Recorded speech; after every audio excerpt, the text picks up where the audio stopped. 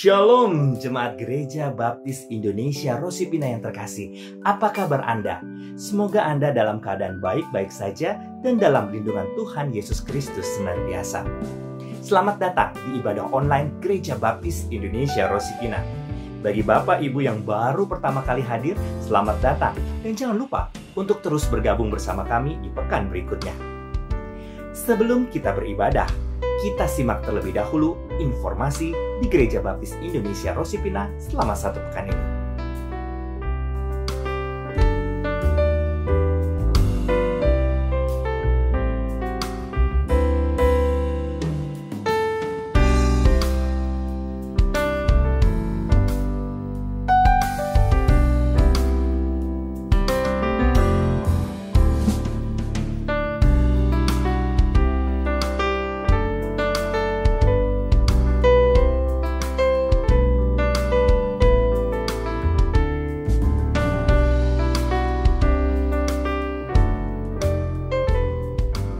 Selamat ulang tahun bagi mereka yang merayakannya dalam minggu ini. Siapa saja mereka? Ini dia.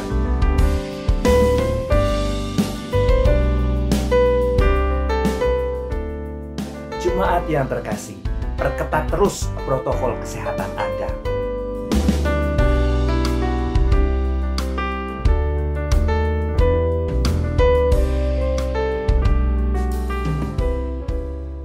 Dan bagi Anda yang tidak memiliki kepentingan berarti di luar rumah, harap di rumah saja dan stay at home.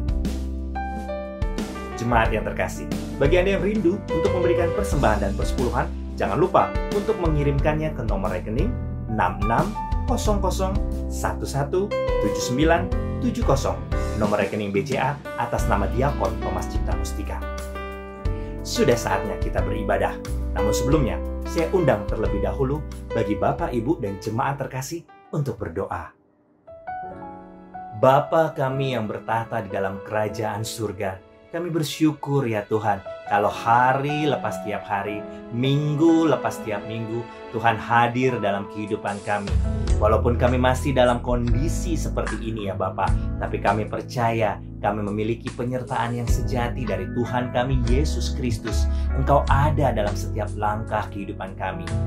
Bapa, saat kami akan beribadah, walaupun masih secara online, Tuhan boleh hadir bersama dengan kami, bersama dengan setiap pelayan-Mu, dan Engkau mau tutup bungkus setiap upaya pelayanan di Gereja Baptis Indonesia Rosipina ini, terutama untuk ibadah hari Minggu ini ya Bapa.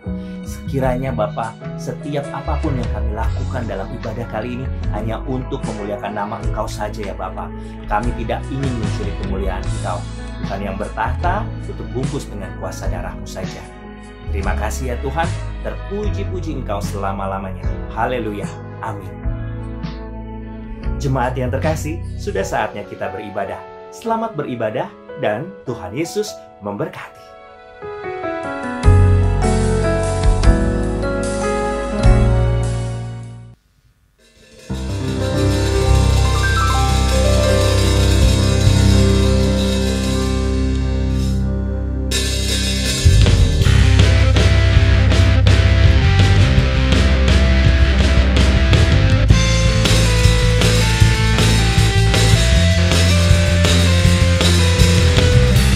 Shalom saudara-saudara.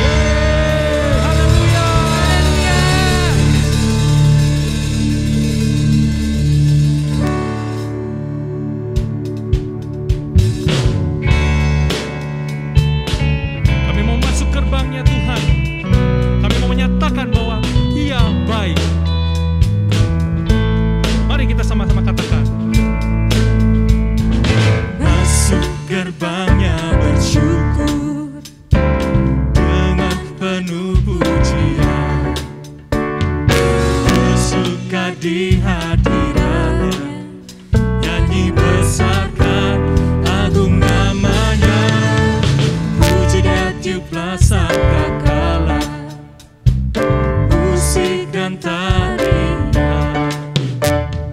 semua makhluk di bumi di surga dengan senang hati naikkan pujian, sebab Tuhan baik, sebab Tuhan baik, sebab Tuhan baik, anugerahnya kekal selamanya. Sebab Tuhan baik, sebab Tuhan baik, sebab Tuhan baik, anugerahnya kekal selamanya.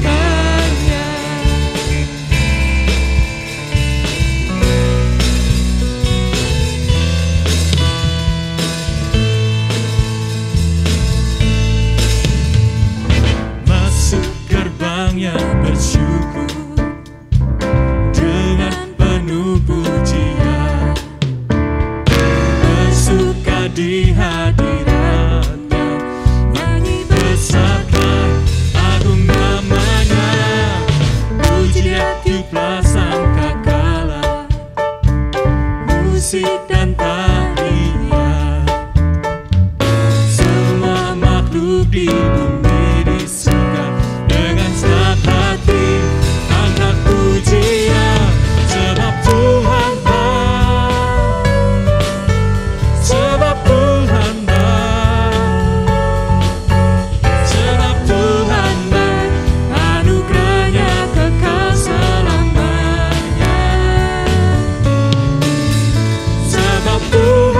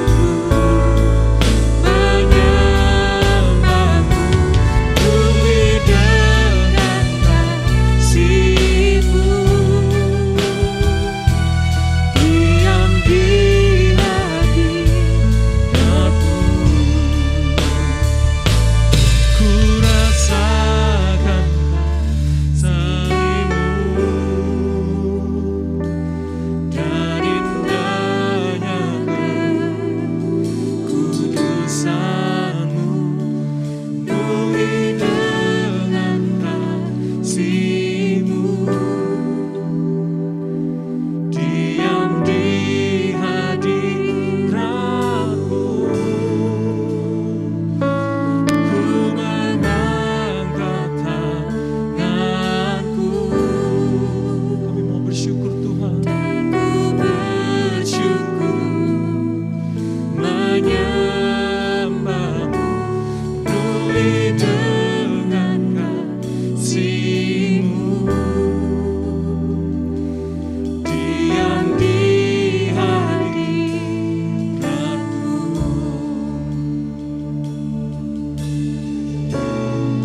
Oh Tuhan, mari sembah Dia. Mari sembah Tuhan. Kami mau menikmati hadirat-Mu Tuhan, karena itu yang perlu. Karena Engkau saja yang layak Tuhan untuk kami sembah. Let me worship You Tuhan. Let me worship You God. Kami sembah Tuhan. Mari angkat suaramu, sembah Dia.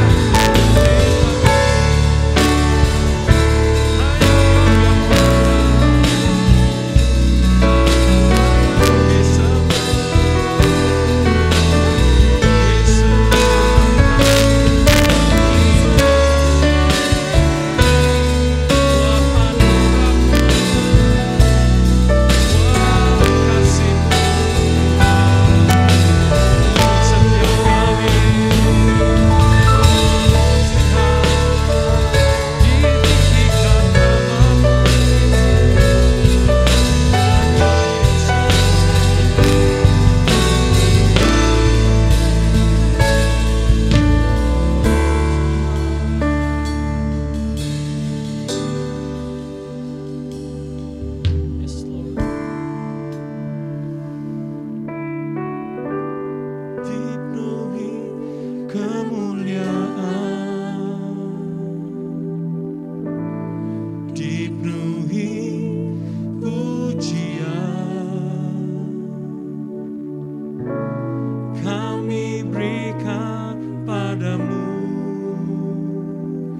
Tuhan, korban pujian. Hanya Kau yang suci Tuhan.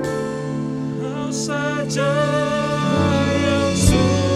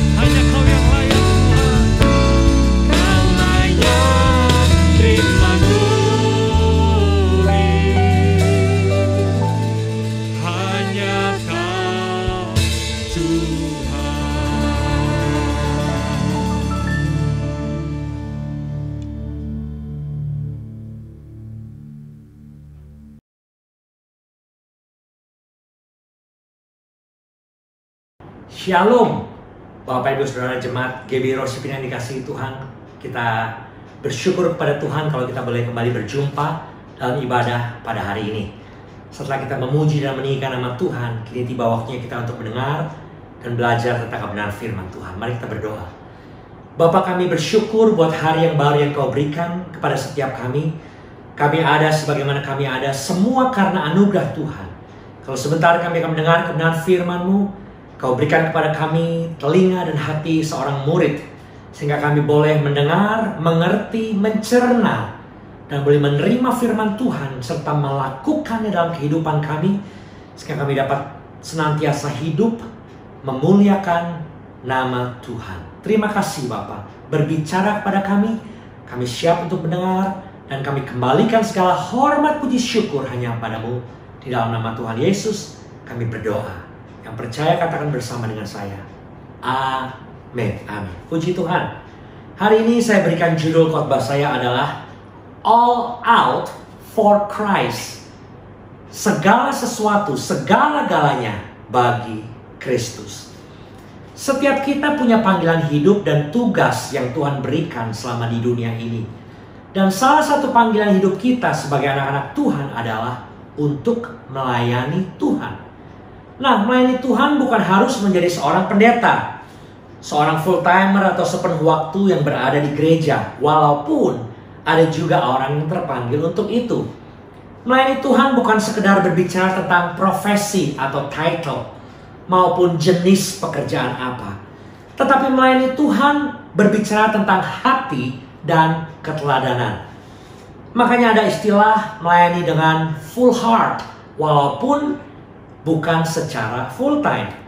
Hati berbicara agar kita tetap fokus dalam arti dan tujuan kita melayani Tuhan. Sedangkan keteladanan berbicara agar kita juga tetap berjalan mengikuti contoh dari pribadi yang mencerminkan karakter ilahi. Dan satu hal lagi tentang melayani Tuhan, Bapak Ibu Saudara sekalian. Melayani Tuhan juga berbicara mengenai melayani sesama kita. Karena hukum Allah yang terutama adalah hukum kasih, yang bersifat vertikal dan horizontal. Di dalam Matius pasal 22 ayat 37-38, jawab Yesus kepadanya, "Kasihilah Tuhan Allahmu dengan segenap hatimu dan dengan segenap jiwamu dan dengan segenap akal budimu. Itulah hukum yang terutama dan yang pertama." Ini berbicara mengenai vertikal, ya.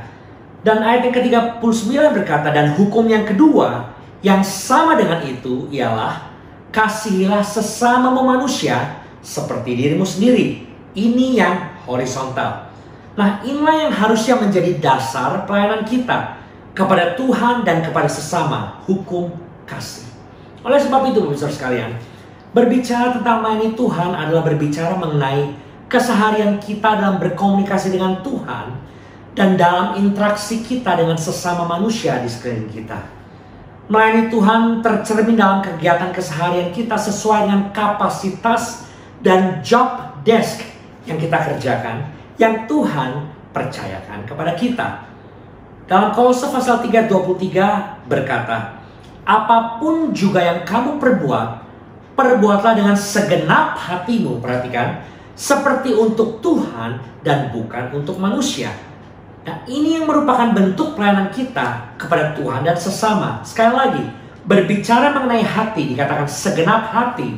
Berbicara agar kita menjadikan setiap pekerjaan kita sebagai bentuk pelayanan kita. Dan seperti untuk Tuhan, keteladanan. Berbicara agar kita juga tetap memiliki karakter Kristus dalam keseharian kita. Dan memang benar Bapak Ibu, keteladanan yang sejati hanyalah pada Yesus Kristus Tuhan kita. Tetapi salah seorang pribadi yang dapat dijadikan panutan dalam kaitan dengan melayani Tuhan dan sesama di dunia ini adalah seorang yang bernama Rasul Paulus. Oleh sebab itu firman Tuhan hari ini, saya berdoa agar ini merupakan cermin dan panduan untuk kita sekalian, agar kita sungguh-sungguh dapat melayani Tuhan dan sesama lewat karakter, lewat sikap hati dan keseharian hidup kita. Hari ini kita akan melihat siapakah Rasul Paulus, seorang rasul yang menulis kitab terbanyak di dalam Perjanjian Baru dan kisah perjalanan hidup dan pelayanan seorang Paulus. The Apostle Paul, atau yang juga disebut dengan Santo Paulus, Rasul Paulus atau Saul dari Tarsus, ada seorang warga negara Roma yang berasal dari sebuah kota yang bernama Tarsus di Turki, negara bagian dari Asia Kecil. Paulus hidup sekitar tahun 5 sampai sekitar tahun 67 Common Era CE atau setelah Masehi. Nah, sebelum menjadi Rasul Allah, Paulus memiliki nama Saulus atau Saul. Ya. Dan perubahan hidupnya terjadi ketika ia mengalami perjumpaan pribadi dengan Tuhan Yesus dalam perjalanannya ke Damsyik dalam rangka membunuh murid-murid Tuhan. Ini ada dalam Kisah Rasul pasalnya ke-9, Bapak Ibu. Nah, sebagai seorang pelayan Tuhan dan seorang penginjil yang hidupnya diubahkan oleh Tuhan, hidup Paulus bukan bergantung dari gaji. Rasul Paulus sepanjang perjalanan pelayanannya, ia berkeliling dari satu kota ke kota lain, dari satu daerah ke daerah lain untuk memberitakan Injil Kristus hingga sekitar tahun 64 sampai 67 setelah Masehi. Di usia sekitar 60-an, Paulus divonis hukuman penggal oleh Kaisar Nero di Roma. Dan demikianlah Rasul Paulus menjadi martir Kristus di akhir hidupnya. Kurang lebih 4 tahun sebelum kejatuhan Yerusalem ke tangan Romawi di bawah kekuasaan Kaisar Titus Vespasianus pada waktu itu. Nah, sekarang kita akan masuk dalam pembahasan tentang bagaimana meneladani Paulus lewat kehidupan pelayanannya kepada Tuhan dan sesama. Nats kita terambil dari Kisah Para Rasul pasal 20 mulai dari ayat 17 dan seterusnya. Di dalam perikop ini, Bapak Ibu sekalian, ada 2 bagian yang kita akan lihat. Bagian yang pertama merupakan metode pelayanan Paulus, dan bagian kedua merupakan sikap hati Paulus yang patut diteladani oleh semua anak-anak Tuhan yang hidup di dalam dunia ini, khususnya dalam hal melayani Tuhan dan sesama. Mari kita masuk ke bagian yang pertama. Metode pelayanan Paulus. Ada 2 poin, Bapak Ibu. Poin yang pertama, metode pelayanan Paulus adalah metode discipleship atau pemuridan. Dan lebih dekat lagi saya ingin sampaikan adalah satu metode yang disebut mentoring atau pendampingan. Dalam Kisah Rasul pasal 20 ayat 17, firman Tuhan berkata, "Karena itu ia, Paulus, menyuruh seorang dari Miletus ke Efesus dengan pesan supaya para penatua jemaat datang ke Miletus."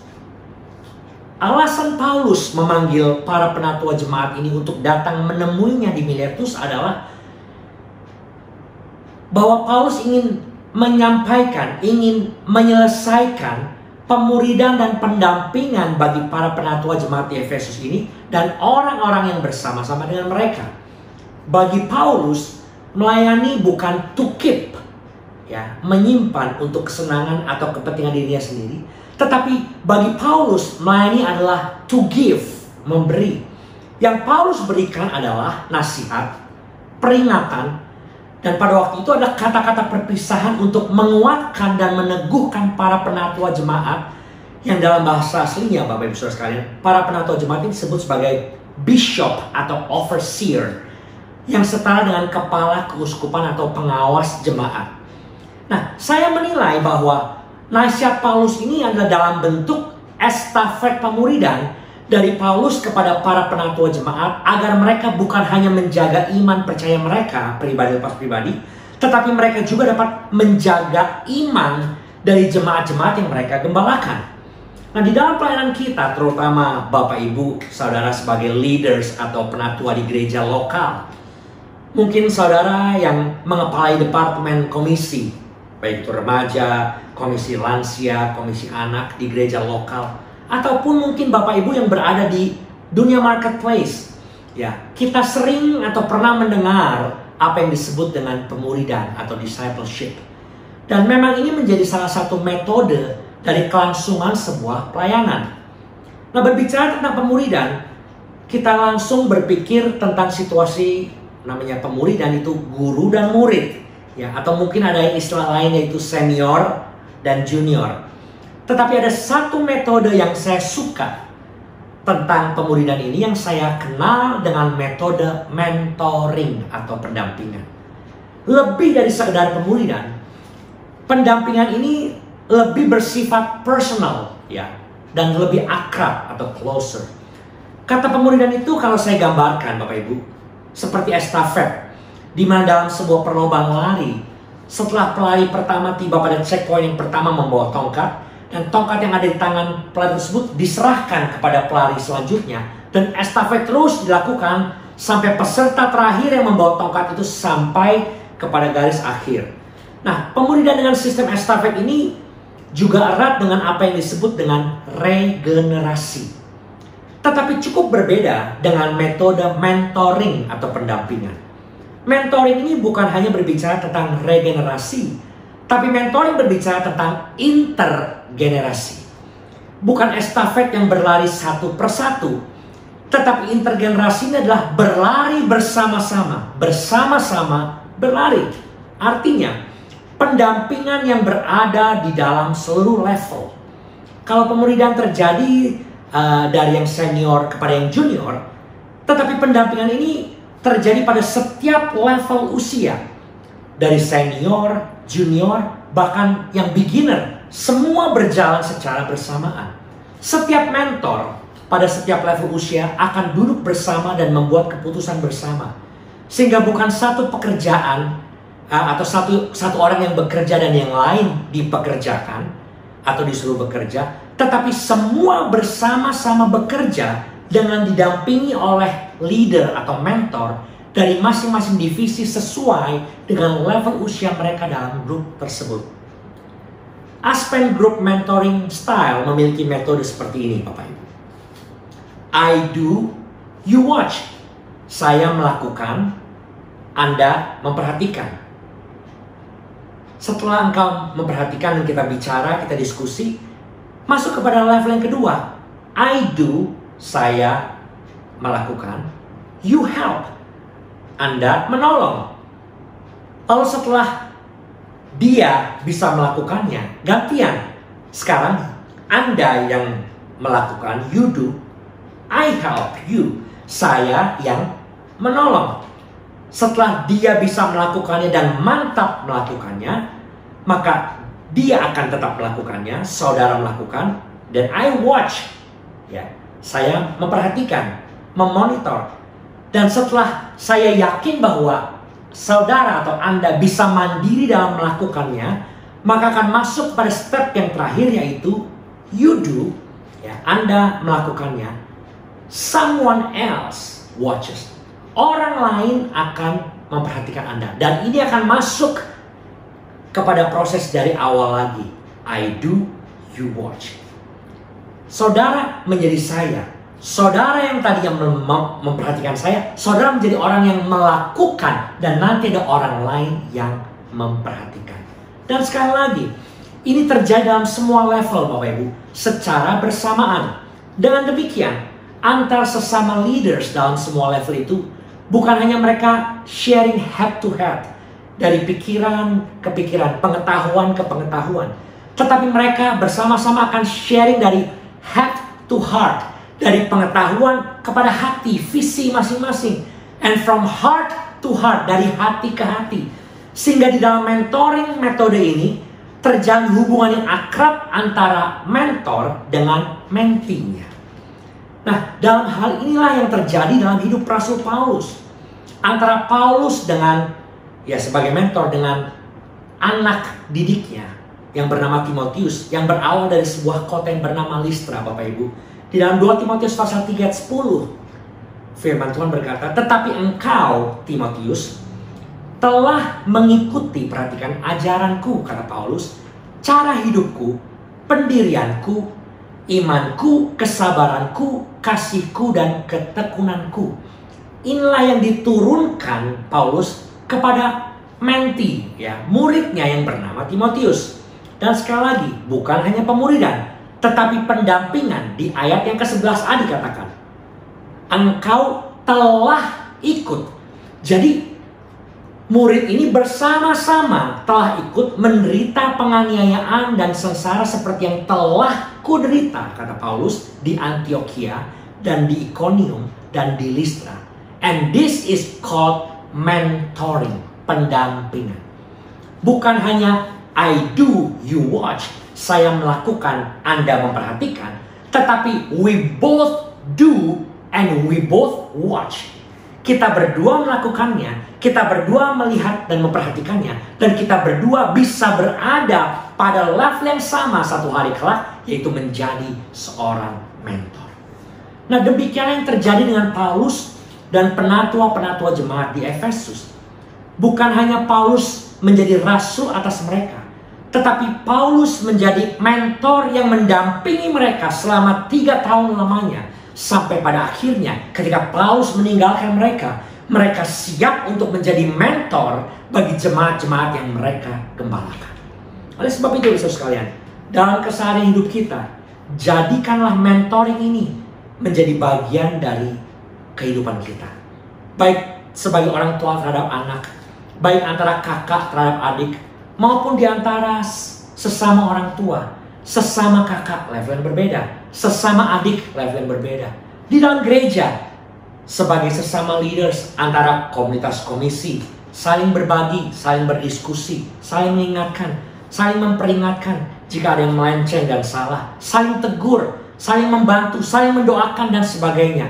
Dan inilah mentoring dan pendampingan yang efektif dalam membangun sebuah pelayanan bagi kemuliaan Tuhan. Jadi metode yang Paulus lakukan adalah metode discipleship, pemuridan, yang juga sebuah mentoring atau pendampingan. Poin yang kedua, Paulus melayani dengan transparansi atau keterbukaan. Kisah Rasul pasal 20 ayat 18. Sesudah mereka datang, para penatua jemaat ini datang, berkatalah ia, Paulus, kepada mereka, kamu tahu bagaimana aku hidup di antara kamu sejak hari pertama aku tiba di Asia ini. Hidup Paulus menjadi panutan bagi para penatua di Efesus, dan tentu juga bagi jemaat dan orang lain yang berada di sekitar Paulus. Dan saya percaya Paulus ini menjadi panutan dan teladan bagi mereka karena Yesus Kristuslah yang menjadi panutan hidup Rasul Paulus. Kristus Yesus yang memanggil Paulus menjadi pelayannya, yang membuat hidup Paulus menjadi terbuka, transparent di hadapan orang-orang sekelilingnya. Nah, seperti apa keterbukaan hidup Paulus yang membuat ia menjadi teladan bagi para penatua dan orang-orang di sekitarnya? Kita masuk dalam bagian yang kedua. Bagian yang pertama tadi sekali lagi metode pelayanan Paulus. Sekarang bagian yang kedua berbicara mengenai sikap hati Paulus yang patut diteladani oleh semua anak-anak Tuhan yang adalah pelayan-pelayan Tuhan juga. Ada 3 poin dari sikap hati Paulus yang kita pelajari, yang kita teladani bersama. Yang pertama, sikap hati yang disebut humility atau rendah hati dalam melayani Tuhan. Kisah Rasul pasal 20 ayat 19a. Firman Tuhan katakan, dengan segala rendah hati, kata Paulus, aku melayani Tuhan. Paulus berkata demikian di hadapan para penatua jemaat. Dan memang inilah sikap hati dan keteladanan pertama yang juga harus menjadi sikap hati kita sebagai anak Tuhan dan pelayan Tuhan. Saudara sekalian, sejak PPKM diperketat dari level 4 ke level 3 ini, ya waktu mall sudah dibuka kembali, kapan terakhir Bapak Ibu pergi ke mall atau pergi ke toko buku? Mungkin ada yang pergi ke toko buku sebelum pandemik. Nah, bagi saya setelah mau dibuka beberapa waktu yang lalu, saya sempat mampir ke toko buku dan melihat ke section self-improvement atau recommended book. Saya lihat buku karena udah lama kangen juga Bapak Ibu baca buku offline atau hard copy ya, bukan e-book. Dan saya menarik Bapak Ibu, saya menemukan sesuatu hal yang menarik. Hampir semua buku itu berbicara tentang leadership, efisiensi, investment. Ya, bagaimana menjadi leader yang baik, bagaimana how to make money, melipat kali gandakan uangmu, bagaimana menjadi sukses, bagaimana menjadi organized, bagaimana bisa pinter, cepat kaya, kunci berpikir positif, power, inspirasi dan sebagainya. Tapi dari semua buku yang saya lihat itu, tidak ada satupun yang berbicara tentang humility atau kerendahan hati. Well, memang harus diakui Bapak Ibu bahwa di masa pandemik ini orang sangat tertarik untuk bagaimana caranya dapat menghasilkan income yang banyak. Ada passive income seperti robot trading, crypto investment dan sebagainya, sehingga karakter dan sifat manusia diarahkan semua ke arah itu. Dan memang skill yang diperlukan adalah ketelitian, kejelian, research, kecerdasan dan sebagainya. Tetapi firman Tuhan mengajarkan satu karakter, satu sifat yang bukan sesuatu yang mungkin menarik untuk dibahas, apalagi karakter yang dijadikan topik di seminar bisnis begitu ya, webinar, kelas online, topik para motivator gitu ya. Namun satu hal tersebut ini adalah sifat dasar yang Tuhan ajarkan kepada manusia yang sangat penting untuk kita mengerti dan kita miliki. Dan sifat dasar itu yang disebut humility atau kerendahan hati. C.S. Lewis berkata, humility is not thinking less of yourself, but humility is thinking of yourself less. Kerendahan hati bukan berarti berpikir rendah tentang diri kita. Tetapi rendah hati adalah menyadari bahwa masih banyak kekurangan yang ada pada diri kita sendiri. Kerendahan hati bukan rendah diri Bapak Ibu. Banyak orang yang membandingkan dirinya dengan orang lain dan melihat seberapa level atau nilai kita dibandingkan dengan orang tersebut. Kalau kita melihat bahwa diri kita lebih, maka rasa rendah hati itu tidak akan terlihat. Tetapi sebaliknya, ketika kita melihat bahwa diri kita kurang dibanding orang lain, maka kita cenderung menjadi minder. Dan sekali lagi, minder itu rendah diri, namun bukan rendah hati. Nah, satu-satunya perbandingan yang dapat membuat kita memiliki kerendahan hati adalah ketika kita membandingkan diri kita dengan pencipta langit, bumi, dan segala isinya, yaitu Tuhan Allah. Maka barulah kita merasa bahwa kita ini tidak ada apa-apanya sama sekali di hadapannya. Dan inilah yang membuat kita bukan hanya rendah diri, tetapi rendah hati. Jadi saya menyimpulkan bahwa kerendahan hati itu hanya akan ada dan dimungkinkan ketika kita mengenal Tuhan, mengakui kemahakuasaan Tuhan, dan pada waktu kita percaya penuh kepada Tuhan sebagai satu-satunya Tuhan dan Tuhan sang pemilik hidup kita. Nah, kembali kepada Kisah Rasul pasal 20 ayat 19a. Paulus katakan, dengan segala rendah hati aku melayani Tuhan. Dan sikap rendah hati Paulus inilah yang kiranya juga menjadi sikap hati kita dalam melayani Tuhan. Dalam keseharian hidup kita, jadilah anak-anak Tuhan yang rendah hati, yang tidak menganggap apa yang kita miliki, baik berupa harta benda ataupun talent atau skills, kemampuan kita yang kita dapatkan, semua itu karena kehebatan dan kepandaian kita. Tetapi Tuhanlah yang memberikan, Tuhanlah yang mempercayakannya kepada kita untuk kita pergunakan melayani Tuhan dan sesama bagi kemuliaan Tuhan, untuk kebaikan sesama manusia, khususnya terhadap sesama anak-anak Tuhan. Saya bukan lebih dari kamu, tetapi justru kita berdua saling melengkapi dalam melayani Tuhan, sehingga kita berdua saling menguatkan satu dengan yang lain, dan kita berdua dapat menguatkan orang lain di sekitar kita. Haleluya. Nah, sikap hati kedua dari Paulus adalah Paulus memiliki sikap sebagai seorang kesatria. Kisah Rasul pasal 20 ayat 19b. Dalam pelayanan itu aku banyak mencucurkan air mata dan banyak mengalami pencobaan dari pihak orang Yahudi yang mau membunuh aku. Nah, sikap kesatria Bapak Ibu Saudara sekalian adalah sikap di mana kita berbuat sesuatu untuk menghasilkan kebaikan bagi orang lain. Dalam makna yang sesungguhnya, sikap kesatria ini adalah sikap mengalah karena lebih mengutamakan kepentingan orang lain daripada kepentingan diri sendiri. Mengalah bukan berarti kalah, namun mengalah berarti berkorban untuk orang lain. Makanya dalam ayat 20a Paulus berkata, sungguh pun demikian, aku tidak pernah melalaikan apa yang berguna bagi kamu. Sikap Paulus mengalah di sini berarti ia menang melawan rasa egois dan pemikiran bahwa semua yang baik dan berguna haruslah untuk saya. Tetapi sikap kesatria Paulus yang mengalah ini berarti melakukan sesuatu yang berguna bagi orang lain, demi keuntungan orang lain dan orang banyak, selama itu adalah sebuah kebenaran. Tetapi lebih dari itu, Bapak Ibu Saudara sekalian, bukan hanya berbicara mengenai mengalah dan berbuat baik untuk apa yang berguna untuk orang lain. Sikap kesatria adalah sebuah sikap hati. Berbicara tentang 3T, tegar, teguh, dan tekad. Dan Paulus memiliki ketiga hal yang tercermin di ayat 19b ini. Paulus memiliki ketegaran dalam menghadapi berbagai pencobaan walaupun harus mencucurkan banyak air mata. Paulus memiliki keteguhan dalam iman serta tekad dan keberanian dalam melaksanakan panggilan pelayanan kepada Tuhan walaupun konsekuensinya harus menghadapi banyak hal, bahkan yang sampai mengancam nyawanya. Dan inilah sikap kesatria yang dimiliki Paulus yang seharusnya menjadi teladan bagi kita semua. Kita bisa saja mencucurkan air mata karena kita harus menghadapi berbagai pencobaan dalam hidup ini, terutama waktu kita melayani Tuhan dan sesama.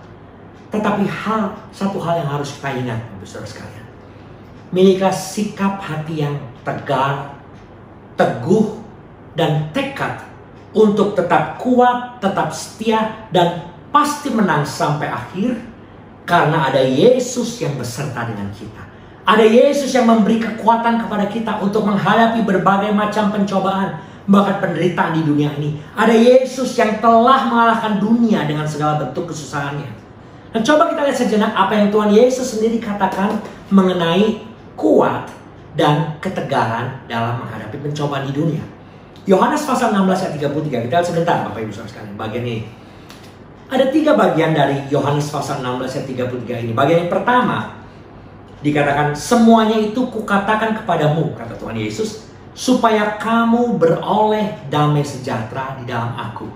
Yesus berbicara tentang peringatan, warning, pemberitahuan kepada kita. Yesus katakan semuanya itu kukatakan kepadamu. Apa sih semua itu? Bagian yang kedua ayat ke-33b. Dalam dunia kamu menderita penganiayaan. Dalam New Living Translation dikatakan, dalam dunia you will have many trials and sorrows. Dalam dunia ini saudara dan saya akan mengalami banyak pencobaan dan kesedihan. Amplified katakan, tribulation, distress, and suffering. Kesengsaraan, kesusahan, dan penderitaan. Jadi Yesus sudah berikan peringatan bahwa aku mengatakan semua kepadamu bahwa di seluruh keadaan dalam dunia ini, selama engkau masih ada di dunia ini, engkau akan mengalami banyak penderitaan, penganiayaan, pencobaan, kesedihan, kesusahan, dan sebagainya. Namun pesan Tuhan untuk kita ada di bagian yang ketiga dari ayat yang ke-33c, Bapak Ibu. Yesus katakan, tetapi kuatkanlah hatimu, aku telah mengalahkan dunia. Dunia yang ada di dalam ayat 33b, ya, tempat di mana banyak penderitaan, banyak kesedihan, banyak kesengsaraan, bahkan penganiayaan, dikatakan telah dikalahkan oleh Yesus Kristus di atas Kalvari. Ia disalib, ia mati, namun ia bangkit dari kematian, hidup, naik ke surga, dan menyediakan tempat bagi kita. Nah, Yesus adalah kesatria ilahi yang telah menang atas dunia dengan segala bentuk pencobaan dan penderitaannya. Dan dialah juga yang memberikan kepada kita kekuatan sehingga kita bisa memperoleh kemenangan yang kekal di dalam dan bersama dengan Yesus Kristus Tuhan kita. Haleluya. Dengan baik, penderitaan bukan keadaan, tetapi penderitaan adalah sikap hati. Demikian juga dengan damai sejahtera. Damai sejahtera bukan keadaan, tetapi damai sejahtera adalah sikap hati. Makanya di ayat 33a Yesus berkata, semuanya ini kukatakan kepadamu supaya kamu beroleh damai sejahtera di dalam aku. Ketika kita mendengar dan percaya kepada firman Tuhan ini, maka damai sejahtera Kristus akan memenuhi hidup kita. dan membuat kita memiliki sikap sebagai seorang kesatria yang tegar, teguh, dan tekad dalam menghadapi berbagai pencobaan apapun di dunia ini. Oleh sebab itu, saudara sekalian, jangan terus tinggal dalam sikap hati yang sedih, kecewa, khususnya waktu kita melayani Tuhan. Semua pencobaan, semua penderitaan harus kita hadapi dan lewati dengan sikap hati yang benar sebagai seorang kesatria Kristus. Ingat 3T tadi, tegar, teguh, dan tekad, keberanian. Dan waktu kita memiliki 3T ini, saya percaya kita pasti menang dalam segala hal dan keseharian hidup kita. Menang atas sakit hati, menang atas kekecewaan, menang atas iri hati, menang atas ikatan dan kebiasaan buruk, menang atas keinginan daging dan sikap egois untuk kepentingan diri sendiri. Dan yang terlebih adalah menang atas dosa. Dan dengan demikian, kita bisa melayani Tuhan dengan fokus yang benar dan stamina jasmani dan rohani yang kuat, yang tidak tergoyahkan oleh situasi kondisi apapun dalam dunia ini, seperti Rasul Paulus. Firman Tuhan katakan, haleluya. Kita masuk pada sikap hati ketiga yang terakhir ya, dari keteladanan Paulus. Yang pertama berbicara mengenai kerendahan hati, yang kedua berbicara mengenai sikap kesatria, dan yang ketiga berbicara mengenai all out for Christ, segalanya bagi Kristus. Kisah Rasul pasal 20-20a berkata, sungguh pun demikian, aku, kata Paulus, tidak pernah melalaikan apa yang berguna bagi kamu. Ayat 20b, semua, perhatikan, kuberitakan dan kuajarkan kepadamu, baik di muka umum maupun dalam perkumpulan-perkumpulan di rumah kamu. All out yang dimaksud di sini adalah semua yang berguna, semua yang baik, dan semua itu diberitakan, diajarkan kepada mereka yang dilayani Rasul Paulus. Dengan kata lain, tidak ada yang ditahan, tidak ada yang dikurangi, tidak ada yang disembunyikan, tetapi semuanya disampaikan. King James Version katakan begini, and how I kept back nothing. Bagaimana aku tidak menahan sesuatu apapun yang menguntungkan bagimu.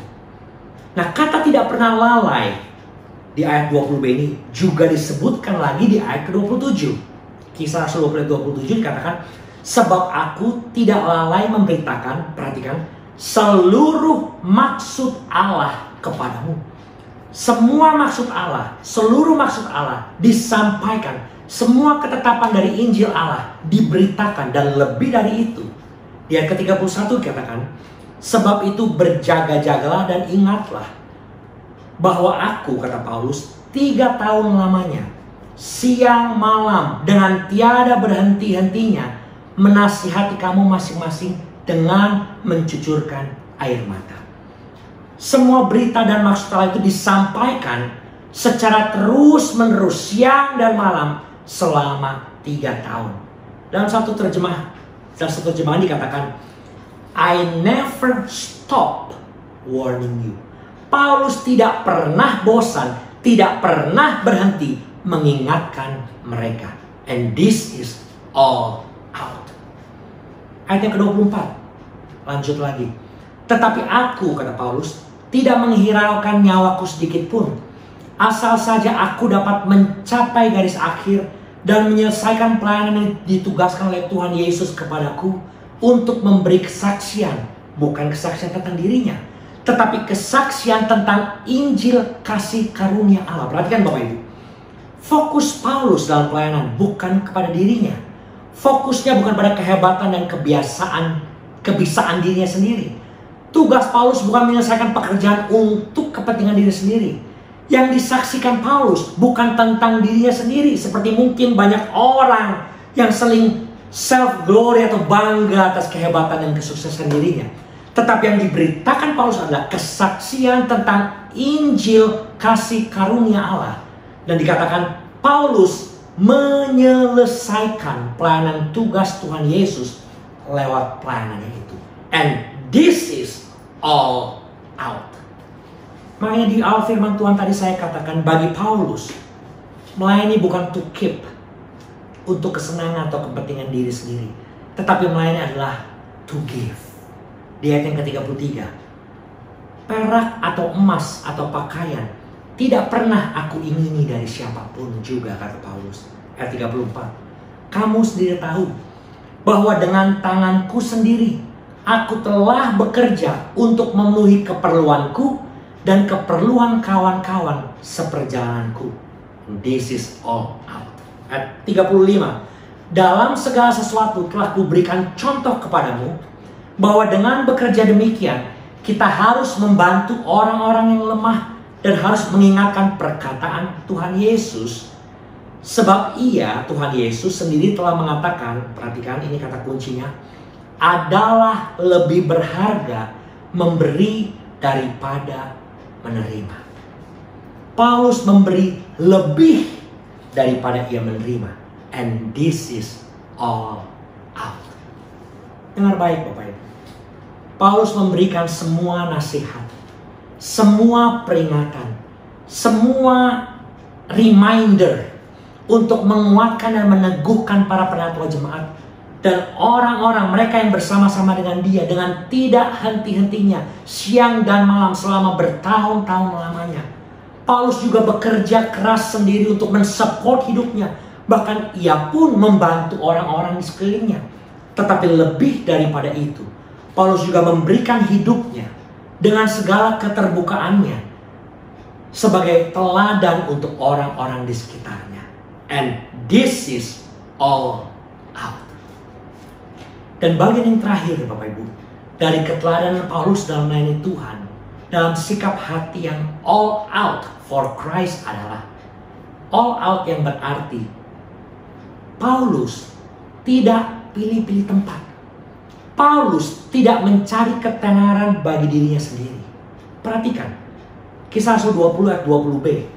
Semua kuberitakan dan kuajarkan kepadamu. Remember all out tadi?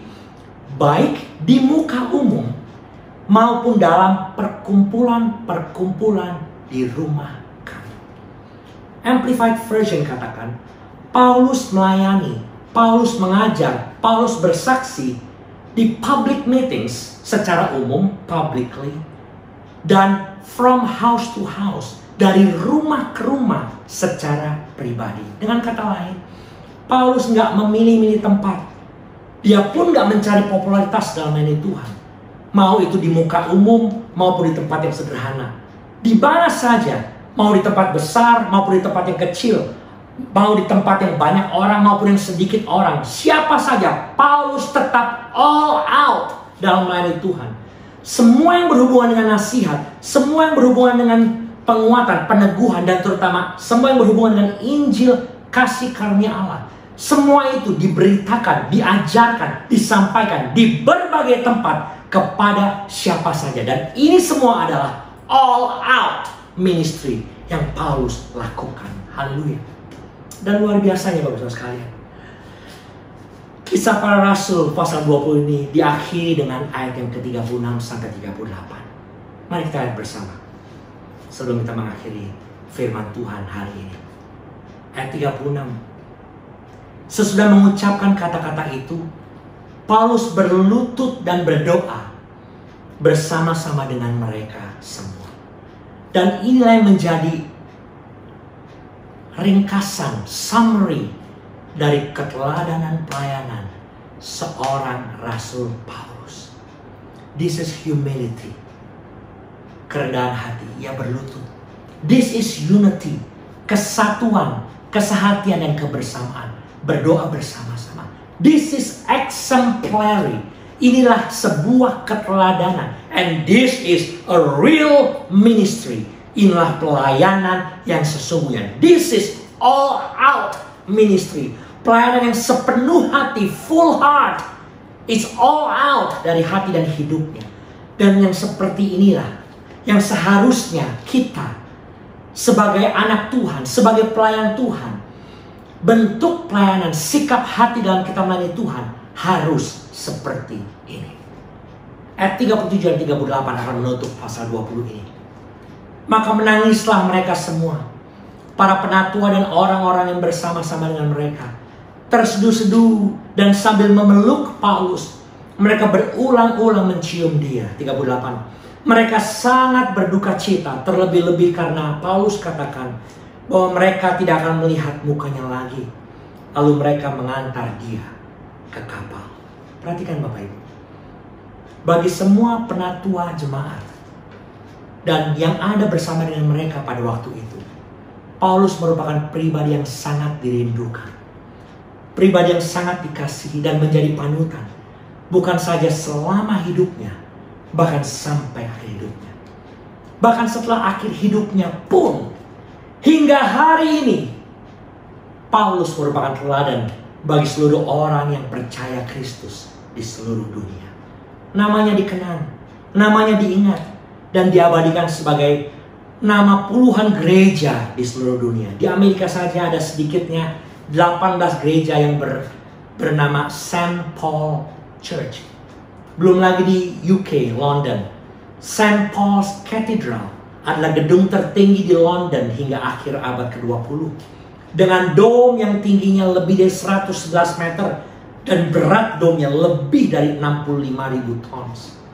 Rasul Paulus sungguh-sungguh menjadi teladan bagi anak-anak Tuhan dalam hal karakter, sikap hati, dan kehidupan pelayanannya. Hari ini, sebagai 2 takeaway questions untuk saudara dan saya. Pertanyaan yang pertama, are you all out for Christ? Apakah hidupmu dan pelayananmu sudah sepenuhnya all out, full heart bagi Kristus? Pertanyaan yang kedua, who are you going to be remembered as when you leave this world? Apa yang orang akan ingat tentang saudara ketika saudara meninggalkan dunia ini? Doa saya, jadilah seperti Kristus sebagai anak Allah yang taat dan setia kepada Bapaknya sampai akhir hidupnya. Dan teladanilah Paulus sebagai pelayan Tuhan yang bukan hanya rendah hati, tetapi sold out. Sepenuh-penuhnya, segala-galanya untuk Tuhan dan bagi kemuliaan Tuhan. Amin buat firman Tuhan. Mari kita berdoa bersama. Bapa dalam kerajaan surga, kami mengucap syukur dan berterima kasih untuk kebenaran firman Tuhan yang mengajarkan kepada kami bahwa setiap kami dipanggil untuk melayani Tuhan. Dan hari ini kami belajar dari seorang pribadi bernama Paulus. Seorang yang bukan hanya rendah hati, seorang yang bukan saja memiliki sikap sebagai seorang kesatria, tetapi seorang yang sungguh-sungguh all out, sepenuh hati hidupnya, mendedikasikan hidupnya untuk melayani Tuhan. Dan menjadi berkat, mementor, memuridkan banyak orang. Dan lewat pelayanannya, lewat hidupnya, lewat kesaksian hidupnya, banyak orang yang mengenal Tuhan, banyak orang yang diselamatkan, dan banyak orang yang rindu untuk melayani Tuhan seperti dirinya. Kami bersyukur Tuhan, hari ini kami belajar dari satu pribadi yang luar biasa. Dan kami bersyukur kami belajar dari satu pribadi yang tidak ada tandingannya, yaitu Tuhan Yesus Kristus. Yang kerendahan hati, kasihnya, kepeduliannya, belas kasihannya tidak pernah berubah dulu, sekarang, sampai selama-lamanya. Dan karena alasan itulah kami ada di sini. Kami ada untuk melayani Tuhan. Dan kami belajar untuk memberikan yang terbaik dari semua yang kami miliki untuk Tuhan. Saat yang kami minta, Tuhan, berikan kami hati yang senantiasa boleh taat, hati yang senantiasa bergairah dalam melayani Tuhan, dan melakukan tugas yang Tuhan percayakan kepada kami selama kami di muka bumi ini. Sehingga sungguh-sungguh kehendak Tuhan, rencana Tuhan yang akan diwujudkan lewat kehidupan kami dan di dalam kehidupan kami. Terima kasih Bapak, terima kasih. Hamba-Mu selesai berbicara, tapi aku berdoa Engkau meteraikan firman dalam hati setiap kami. Jadikan kami Tuhan bukan hanya pendengar yang mengerti firman Tuhan, tapi kami boleh sungguh-sungguh melakukan dan meneladani apa yang firman Tuhan ajarkan hari ini, sehingga hidup kami menjadi hidup yang berdampak bagi banyak orang dan memuliakan nama Tuhan. Satu yang kami minta Tuhan, kiranya Engkau berkenan atas apa yang kami lakukan. Engkau berkenan atas pelayanan setiap kami. Dan hidup kami senantiasa boleh menyenangkan hati Tuhan. Terima kasih Bapak, terima kasih. Meteraikan firman dalam hati kami. Dan sekali lagi kami kembalikan segala hormat, puji, syukur hanya bagi Engkau. Karena hanya Engkau yang layak terima segala kemuliaan. Di dalam nama Tuhan Yesus, kami berdoa dan mengucap syukur. Yang percaya katakan bersama dengan saya. Amin. Tuhan Yesus memberkati kita semua. Haleluya.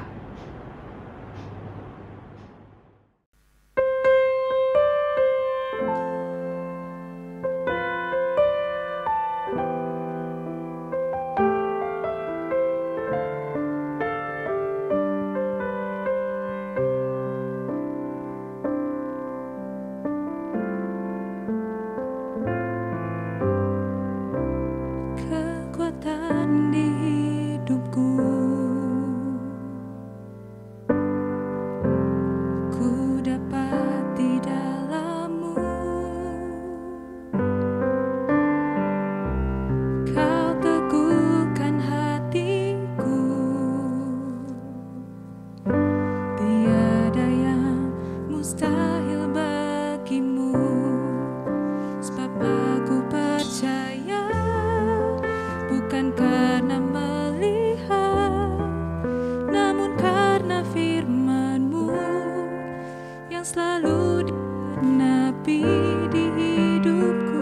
Ku percaya, bukan karena melihat, namun karena firman-Mu tiada pernah berubah.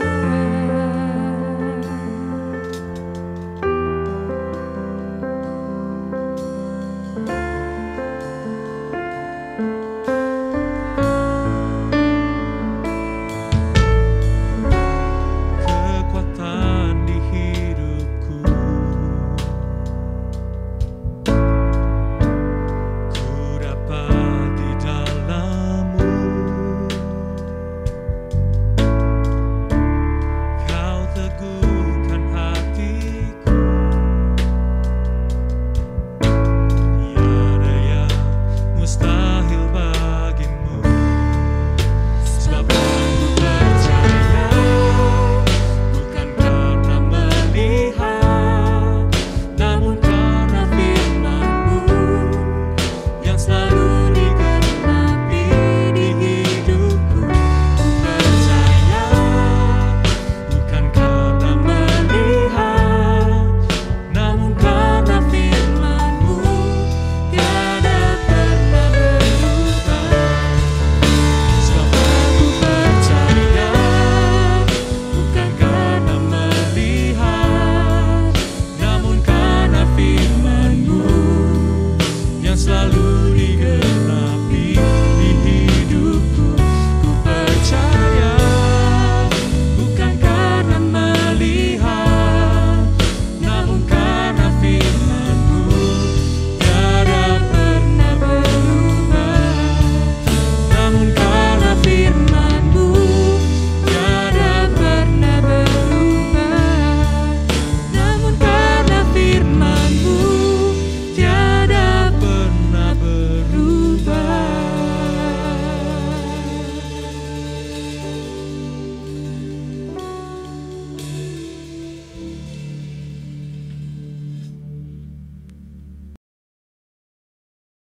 Jemaat yang dikasihi oleh Tuhan, mari kita satukan hati kita di dalam doa syafaat. Bapa di dalam surga, kami bersyukur kepadamu oleh karena kebaikan-Mu saja Tuhan. Pada pagi hari ini kami segenap jemaat Rosipina bisa melangsungkan ibadah kami dari tempat kami masing-masing. Kami berdoa biarlah pagi hari ini firman-Mu yang sudah ditaburkan, yang mengingatkan kami bahwa kami dipanggil untuk melayani Tuhan. Dan kami mau melayani Tuhan dengan hati yang benar. Kami berdoa untuk hamba-Mu yang sudah menyampaikan firman-Mu.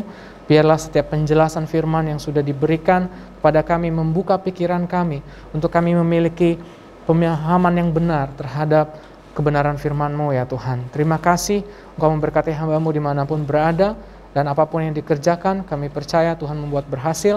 bahkan seluruh keluarga. Tuhan memberikan kesehatan dan kekuatan.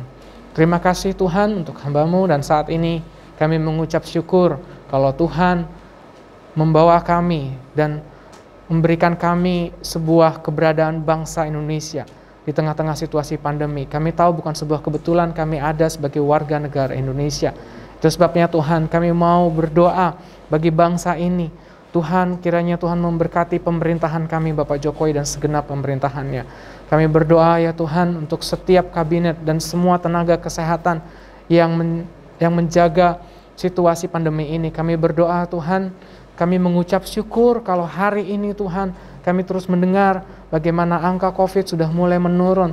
Tapi kami berdoa Tuhan, biar situasi ini tidak membuat rakyat Indonesia lupa diri, sehingga mereka akhirnya lalai dan mengkompromikan protokol kesehatan. Biarlah Tuhan situasi ini membuat kami semakin berjaga-jaga dan menolong, mengambil bagian yang pemerintah sudah lakukan untuk bisa menjaga situasi pandemi ini untuk bisa lebih baik lagi. Kami berdoa Tuhan, kami rindukan kami terbebas dengan pandemi. Kami percaya Tuhan situasi ini ada di dalam kendalinya Tuhan, dan kami berdoa untuk vaksinasi yang terus dijalankan. Kami berdoa biar vaksinasi bisa merata dan kami semua bisa dengan segera terbebas dari situasi pandemi ini. Tuhan, kami mendukung dalam doa untuk tenaga kesehatan. Berikanlah kekuatan dan kemampuan bahkan seluruh keluarga yang bertugas. Kami percaya Tuhan, mereka semua ada di dalam perhatian Tuhan dan menolong mereka untuk mereka melakukan tugas mereka dengan baik.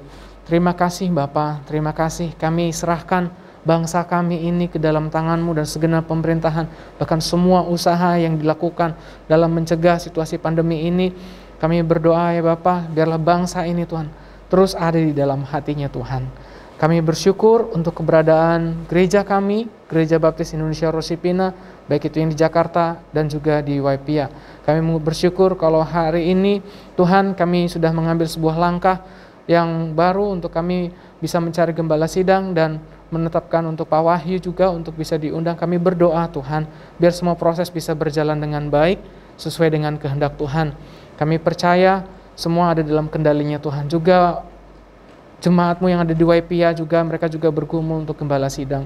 Kami berdoa Tuhan, mereka juga merindukan keberadaan gembala sidang siapapun orangnya. Kami percaya semua ada di dalam rencana Tuhan, dan semua usaha biarlah Tuhan sendiri yang membuat berhasil. Kami berdoa juga untuk hamba-Mu Vanis Tuhan yang ada di Palembang. Kami berdoa biar seluruh keluarga dan juga jemaat-Mu boleh diberkati, pelayanan di sana boleh semakin berkembang dan Tuhan lindungi, dan Tuhan tambah-tambahkan jiwa yang bertobat sehingga semakin banyak orang yang mengenal Tuhan di wilayah Palembang. Kami bersyukur Tuhan untuk situasi yang ada sampai saat ini dalam gereja-Mu, dan kami berdoa Tuhan untuk seluruh umat-Mu di Rosipina. Apapun yang menjadi pergumulan mereka, mungkin mereka hari-hari ini bergumul dengan sakit penyakit dan finansial, kondisi apapun. Kami percaya Tuhan, tidak ada satupun yang terlewat dari perhatiannya Tuhan. Kami percaya bahwa Tuhan tidak pernah meninggalkan kami sendirian. Kami bersyukur bahwa kehadiran Roh Kudus di dalam hidup kami yang senantiasa memberikan kekuatan dan penghiburan sudah lebih dari cukup untuk kami bisa dimampukan melewati semua keadaan yang Tuhan izinkan terjadi. Kami mau Tuhan, mata kami senantiasa tertuju kepada Tuhan saja. Dan sekali lagi kami mau serahkan Tuhan seluruh ibadah kami ke dalam tangan-Mu, dan seluruh rekan-rekan hamba-hamba-Mu, pelayan Tuhan yang ambil bagian, baik itu yang di depan kamera maupun di belakang kamera. Kami percaya semua diberkati oleh Tuhan. Apapun yang menjadi pergumulan kami, Tuhan menjawab sesuai dengan waktu Tuhan dan seturut dengan kehendak Tuhan saja. Terima kasih Tuhan, terima kasih untuk kasih setia-Mu dalam kehidupan kami. Dan kami mau dedikasikan ibadah ini bagi kemuliaan nama Tuhan saja. Di dalam nama Tuhan Yesus Kristus kami bersyukur dan berdoa. Haleluya. Amin.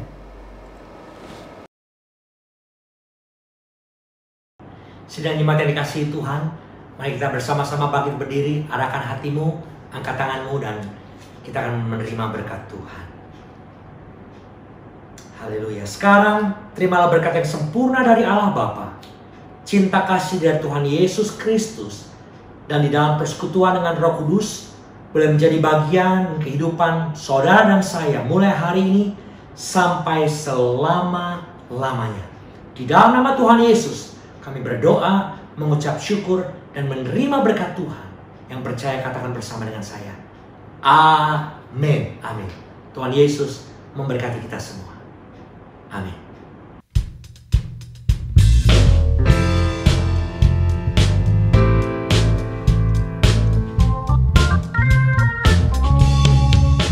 The Lord is good.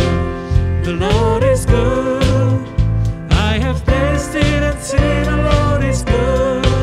He is my Lord and King and a delight to me. Oh yes, I know the Lord is good to me. The Lord is good. The Lord is good. I have tasted and seen the Lord is good. He is my Lord and King and a delight to me. Oh yes, I know the Lord is good. His good clapping in my hands, dancing in my feet, bless me more than I can ever say. I know down to the years, He's watching over me. Oh yes, I know the Lord is good. Selamat hari Minggu, sampai jumpa minggu depan. Tuhan Yesus memberkati. The Lord is good. The Lord is good. I have tasted and seen the Lord is good. He is my Lord and King and a delight to me. Oh yes, I know the Lord is good to me. The Lord is good. The Lord is good. I have tasted and seen the Lord is good. He is my Lord and King and a delight to me. Oh yes, I know the Lord is good. His foot clapping, dancing in my feet. That's more than I can ever say.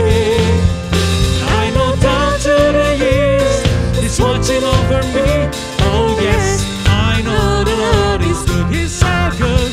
Oh yes, I know the Lord